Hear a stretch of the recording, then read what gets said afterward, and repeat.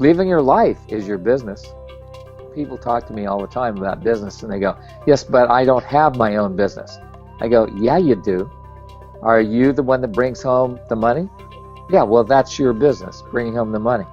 Are you the one that creates your life? Yeah, you're the one who does it. So it's like, what makes you think you don't have a business? Your business, it's like, granted, somebody else may pay your wages, but it's your business to see that you're on the creative edge of a different possibility. And you've got to look always to, okay, so what can I be or do different today that would change all this? The few people I've known who had businesses where they actually engaged their employees and their middle management in their business, and they asked them questions. Okay, so what do you see here that we could do different and create more with? It's like literally that question, they got input from their employees, and most of them were like employees who are like not middle management even. They're beginning level people who see from a different place because they're not vested in the rightness of what they're doing already. They haven't figured out that they're supposed to be right. They know that they're supposed to be there to earn money to take care of themselves, and if the business goes bust, guess what? They have no money. So, living your life is your business.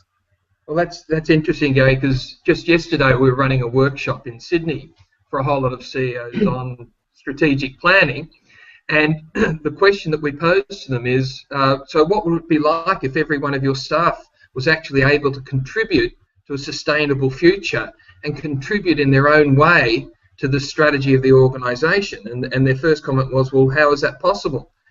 And literally, we said to them, what if every one of your staff could actually have and make a difference on the strategy and therefore the future of the organisation? Would not your job as a senior leader be to sit down with them, work out with them what it is that they can contribute and also what can be contributed to them?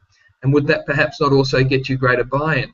And the look of aha moments on people's faces just from asking that question.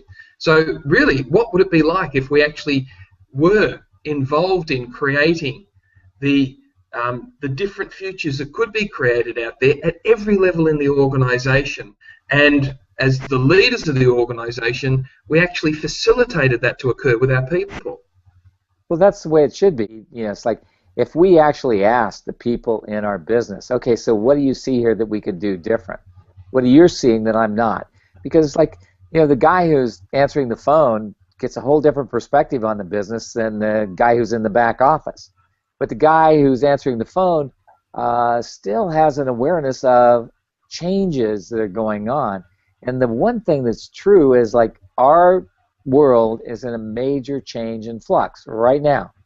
It's one of the most changing times that has ever been. And if it doesn't change, then the possibility of the Earth actually surviving is pretty slim. So everybody's interested in their survival and the survival of the business in order to make sure they still have money. It's all about people.